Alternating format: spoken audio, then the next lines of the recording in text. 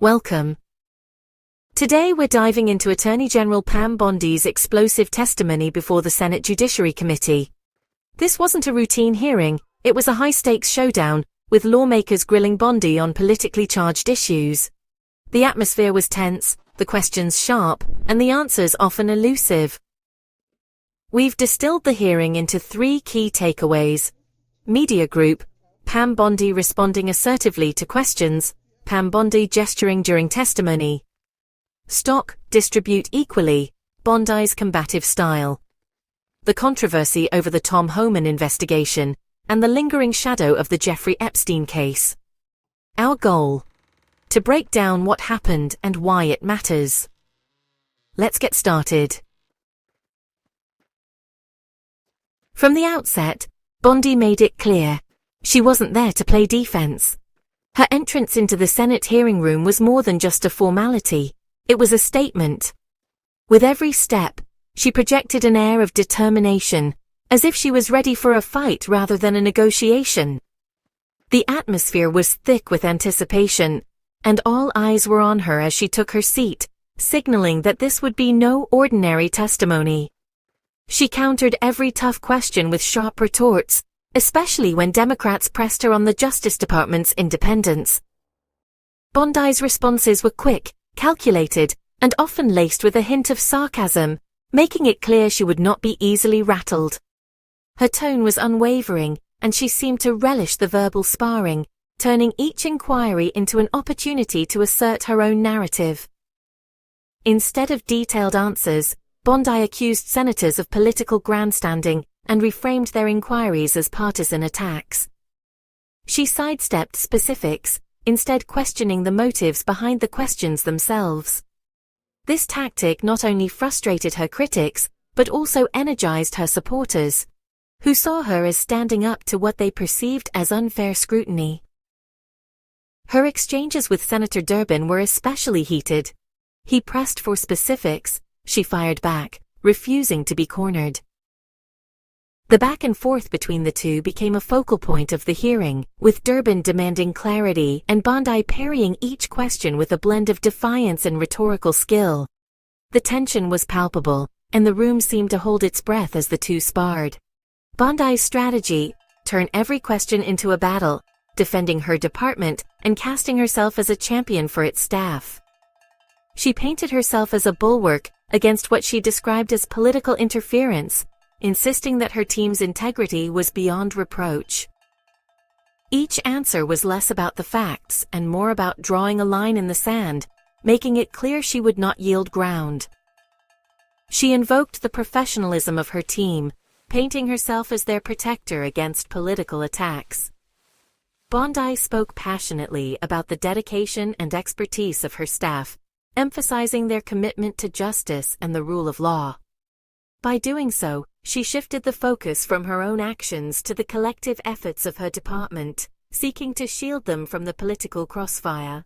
The hearing became a spectacle. Little new information emerged, but the political theater was intense. The room buzzed with energy as senators and spectators alike reacted to each exchange, their faces betraying a mix of frustration, admiration, and disbelief. The proceedings felt less like a search for truth, and more like a high-stakes chess match, with each side maneuvering for advantage. Supporters saw strength, critics saw evasion and disrespect for congressional oversight. For those in Bondi's corner, her performance was a masterclass in resilience and leadership under fire. For her detractors, it was a display of arrogance and a refusal to engage in meaningful accountability. The divide in the room mirrored the broader national split, with each side interpreting the same actions through a different lens. The result? The hearing reinforced existing political divides, with each side leaving more entrenched. Rather than bridging gaps or finding common ground, the testimony seemed to deepen the rift, as senators retreated to their respective corners, more convinced than ever of their own positions. Bondi's approach: offense as the best defense, refusing to be put on trial by the committee. She made it clear that she would not be a passive participant, instead taking control of the narrative at every turn. Her refusal to answer directly was both a shield and a sword, protecting herself while simultaneously challenging the legitimacy of the proceedings. Whether you see her as courageous or evasive depends on your perspective. For some, Bondi's performance was a bold stand against political overreach. For others, it was a troubling example of stonewalling and a lack of transparency. The hearing became a Rorschach test for the nation, reflecting back the biases and beliefs of those watching. This set the tone for the even more controversial topics to come. The committee, undeterred by Bondi's resistance, prepared to dig deeper, signaling that the most contentious issues were still ahead. The sense of anticipation grew, as everyone in the room braced for the next round of confrontation. The stage was set for deeper conflict. As the hearing moved forward, it was clear that the battle lines had been drawn, and neither side was willing to back down. The drama was far from over. The next flashpoint in the ongoing saga of political accountability and government transparency would come to be known as the Tom Homan investigation, a case that would cast a long shadow over the Justice Department and ignite fierce debate in Washington. Homan, the former White House border czar, found himself at the center of an undercover FBI sting operation involving a mysterious $50,000. The operation was shrouded in secrecy, with only a handful of officials aware of its full scope. The central question that gripped lawmakers and the public alike was simple, yet explosive. Did Homan actually keep the money? And if so, what were the circumstances? Even more puzzling, why was the investigation abruptly dropped, leaving so many questions unanswered?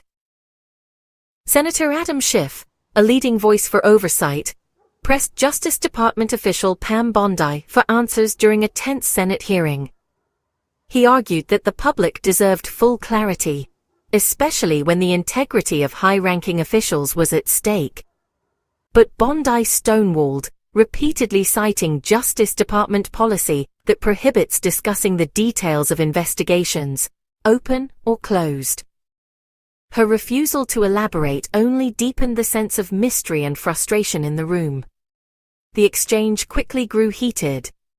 Schiff accused Bondi of hiding the truth from the American people, suggesting that her silence was a form of cover-up. Bondi, in turn, accused Schiff of engaging in political theater, insisting that she was simply following established procedure. At its core, the confrontation was about more than just one case.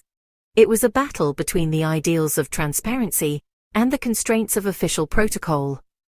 Bondi's refusal to answer questions fueled a wave of speculation in the media and among the public. Headlines blared about a possible cover-up, and editorial boards demanded accountability.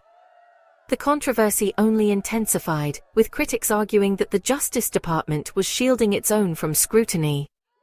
The optics were stark. On one side, Schiff demanding answers and accountability.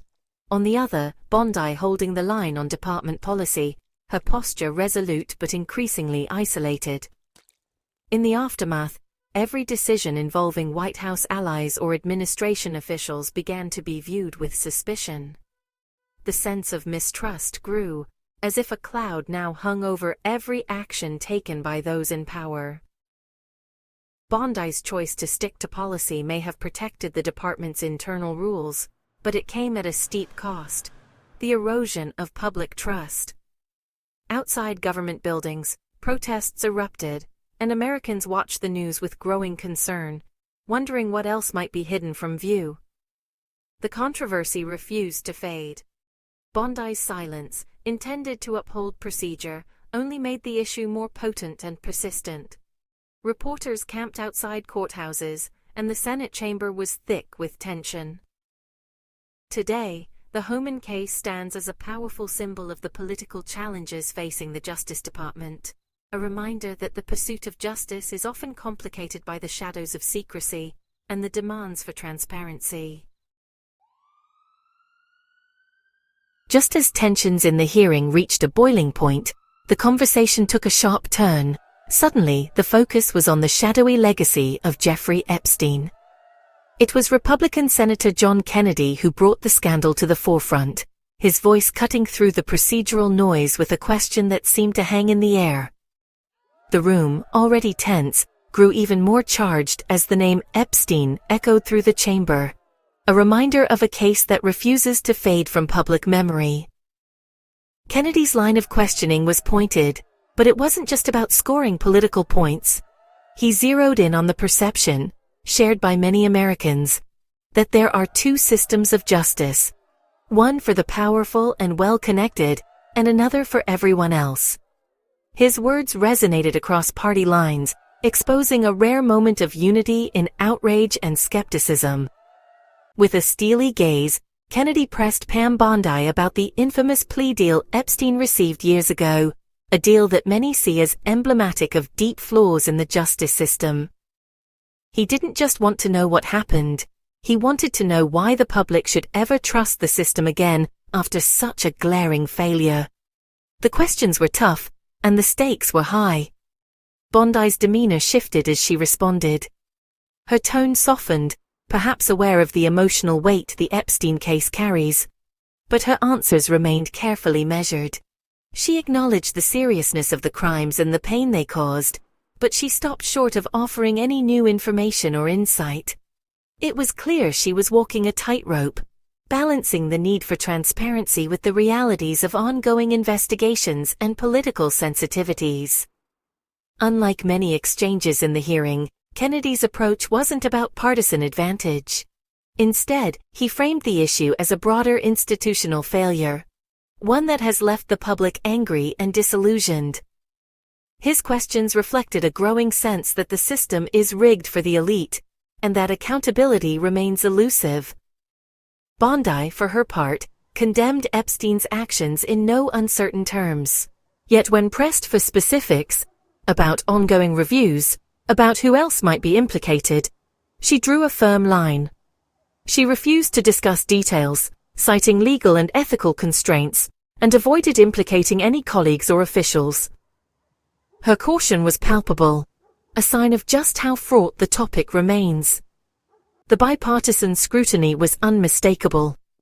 Senators from both sides of the aisle seemed to agree. The Epstein case is not just a scandal of the past, but a persistent threat to the credibility of the current administration and the justice system as a whole. Headlines flashed across the media, amplifying the sense of urgency and public demand for answers. For Bondi, the situation was a classic no-win scenario.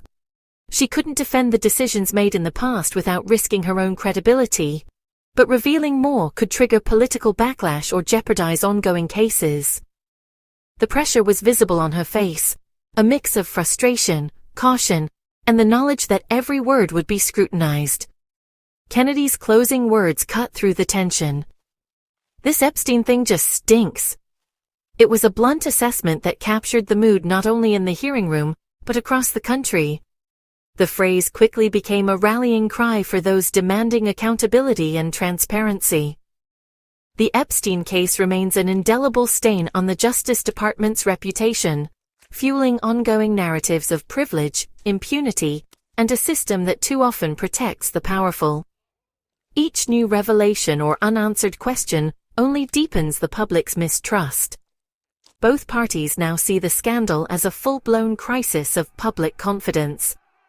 Outside the hearing, protests and calls for justice reform have only grown louder, with citizens demanding that the system finally deliver real accountability. As Bondi left the hearing room, her careful navigation of the issue was evident. The Epstein scandal remains toxic, its ghost haunting every official who comes near it. A stark reminder that some wounds in the justice system are far from healed. So, what does it all mean? Bondi's testimony revealed a Justice Department under siege and an administration on the defensive.